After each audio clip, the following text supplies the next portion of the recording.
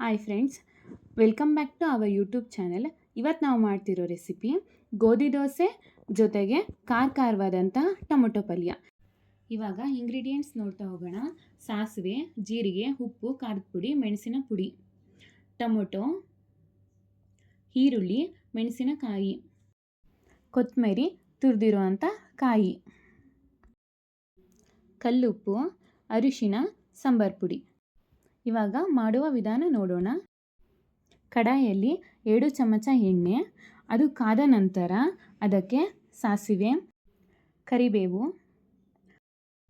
ಮೆಣಸಿನಕಾಯಿ,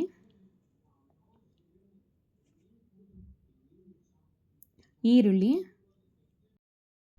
ಕಂಪ್ಲೀಟಾಗಿ ಮಿಕ್ಸ್ ಮಾಡಿ 2 ನಿಮಿಷ ಲಿಡ್ ಕ್ಲೋಸ್ ಮಾಡಿ ಬೆಂದಿದೆಯಾ ಇಲ್ವಾ ಅಂತ ನೋಡಿ. ಬೇಯಿಸಿದ ನಂತರ ಜೀರಿಗೆ, ಮೆಣಸಿನ ಪುಡಿ ಹಾಕಿ ಮಿಕ್ಸ್ ಮಾಡಿ. ನಂತರ ಟೊಮೆಟೊ ಹಾಕಿ ರುಚಿಗೆ ತಕ್ಕಷ್ಟು ಉಪ್ಪು ಹಾಕಿ 5 ನಿಮಿಷ ಲಿಡ್ನ ಕ್ಲೋಸ್ ಮಾಡಿ.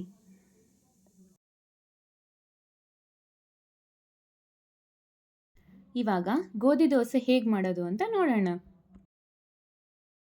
ಪಾತ್ರೆಗೆ ಅರ್ಧ kg ಗೋಧಿ ಹಿಟ್ಟು, ರುಚಿಗೆ ತಕ್ಕಷ್ಟು ಉಪ್ಪು, ಸ್ವಲ್ಪ ಸೋಡಾ, 4 ಚಮಚ ಅಕ್ಕಿ ಹಿಟ್ಟು, 1 ಚಮಚ ಸಕ್ಕರೆ, ಸ್ವಲ್ಪ ನೀರು ಹಾಕ್ತಾ ಮಿಕ್ಸ್ ಮಾಡ್ತಾ ಹೋಗಿ. ಗಂಟಿಲ್ಲದ ಹಾಗೆ ಮಿಕ್ಸ್ ಮಾಡಿಕೊಡಿ. ನಾವು ಮಿಕ್ಸ್ ಮಾಡ್ತಿರೋ ಹಿಟ್ಟು ದೋಸೆ ಬಿಡುವ ಅದಕ್ಕೆ ಬರುವವರೆಗೂ ಮಿಕ್ಸ್ ಮಾಡಿಕೊಳ್ಳಿ. ಇವಾಗ ಪಲ್ಯ ನೋಡೋಣ.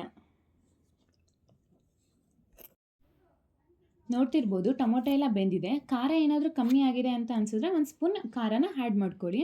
ಅದಕ್ಕೆ ಸಾಂಬಾರು ಪುಡಿ 1 ಚಮಚ, 1/4 ಚಮಚ ಅರಿಶಿನ ಆ್ಯಡ್ ಮಾಡ್ಕೊಳ್ಳಿ.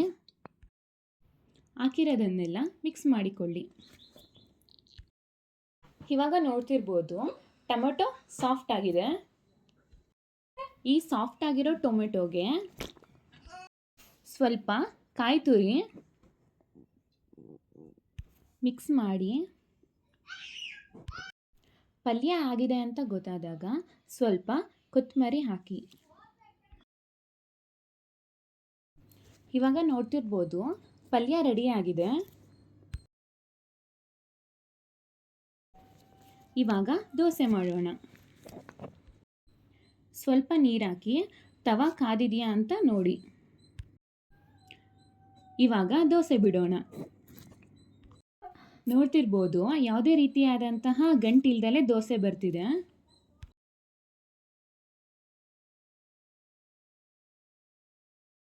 ಇವಾಗ ದೋಸೆ ಮೇಲೆ ಸ್ವಲ್ಪ ಎಣ್ಣೆ ಹಾಕೋಣ.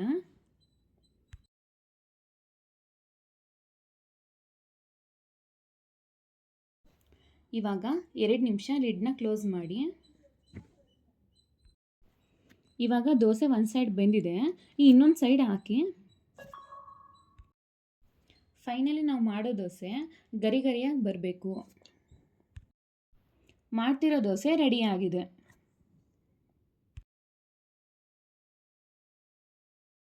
ದೋಸೆನ ಒಂದು ಪ್ಲೇಟಿಗೆ ಸರ್ವ್ ಮಾಡ್ಕೊಳ್ಳೋಣ. ಈಗ ನೋಡ್ತಿರ್ಬೋದು ಪಲ್ಯ ಹೇಗೆ ಬಂದಿದೆ ಅಂತ. ಈಗ ಪಲ್ಯನೂ ಕೂಡ ಒಂದು ಪ್ಲೇಟಿಗೆ ಸರ್ವ್ ಮಾಡ್ಕೊಳ್ಳೋಣ. ನಾವು ಮಾಡಿದ ಗೋಧಿ ದೋಸೆ ಜೊತೆಗೆ ಟೊಮೊಟೊ ಪಲ್ಯ ಸವಿಯಲು ಸಿದ್ಧವಾಗಿದೆ.